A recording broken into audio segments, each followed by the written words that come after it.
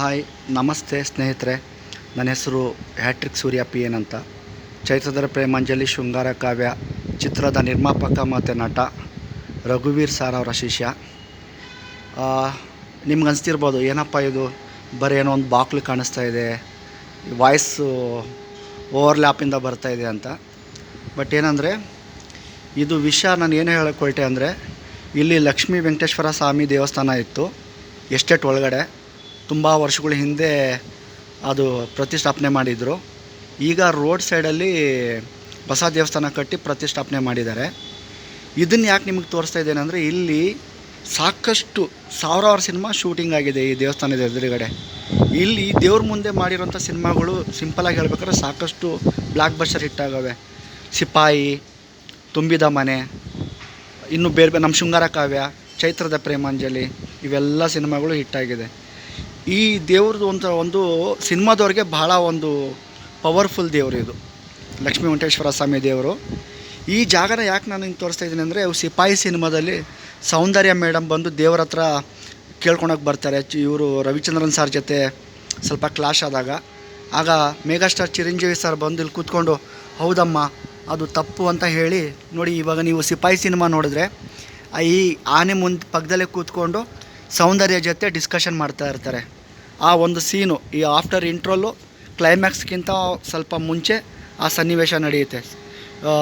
ನಮ್ಮ ಸೌಂದರ್ಯ ಮೇಡಮು ಮತ್ತು ಮೆಗಾಸ್ಟಾರ್ ಚಿರಂಜೀವಿ ಸಾರ್ದು. ಇದು ಮೊದಲು ಬಂದು ಇದು ತುಂಬ ದೊಡ್ಡ ಎಸ್ಟೇಟ್. ಇದು ಎಷ್ಟೋ ಎಕರೆ ಇತ್ತು ಜಾಗ. ಏನು ಇಲ್ಲೆಲ್ಲ ಉಯ್ಯಾಲೆಗಳು, ಅದು ಎರಡೆರಡು ಸ್ವಿಮ್ಮಿಂಗ್ ಪೂಲು, ದೊಡ್ಡ ಕಮಾನ್ಗಳು, ಸಿಕ್ಕಾಪಟ್ಟೆ ಎಷ್ಟು ಸಾವಿರಾರು ತೆಂಗಿನ ಮರಗಳು, ಎಲ್ಲ ಮರಗಳಿಗೆಲ್ಲ ಪೈಂಟೆಲ್ಲ ಮಾಡಿ ಎಷ್ಟು.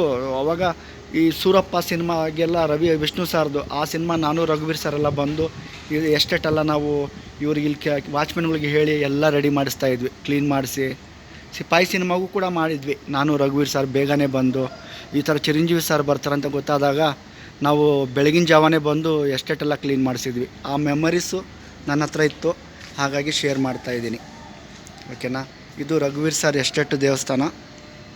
ಈಗ ಪ್ರೆಸೆಂಟು ಇಷ್ಟೇ ಜಾಗ ಇರೋದು, ಮೊದಲು ತುಂಬ ಇತ್ತು.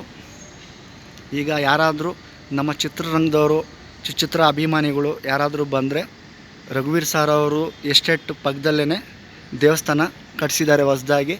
ಬಂದು ಆ ದೇವ್ರ ದರ್ಶನ ಮಾಡಿ ಆಮೇಲೆ ನೋಡಿ.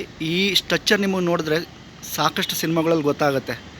ಇದು ನೋಡಿ ಇದು ನೋಡಿದ್ರೆ, ಯಾಕಂದರೆ ಇದು ಇರೋದೇ ರಘುವೀರ್ ಸರ್ ಎಸ್ಟೇಟಲ್ಲಿ. ರಘುವೀರ್ ಸಾರ್ದೇ ಇದು ದೇವಸ್ಥಾನ. ಅಂದರೆ ಲಕ್ಷ್ಮೀ ವೆಂಕಟೇಶ್ವರ ದೇವರು ಅವರೇ ಕಟ್ಟಿಸಿರೋದು, ತಂದೆಯವರು, ರಘುವೀರ್ ಸರ್ ಅವ್ರ ತಂದೆಯವರು. ಇದು ಈ ಯಾವ್ದಾನ ಸಿನಿಮಾಗಳಲ್ಲಿ ನೀವು ನೋಡಿದ್ದೀರ ಅಂದರೆ ಅಂದ್ಕೊಳ್ಳಿ ನೀವು, ಇದು ರಘುವೀರ್ ಸರ್ ಎಸ್ಟೇಟು ಅಂತ. ಥ್ಯಾಂಕ್ ಯು ಸ್ನೇಹಿತರೆ.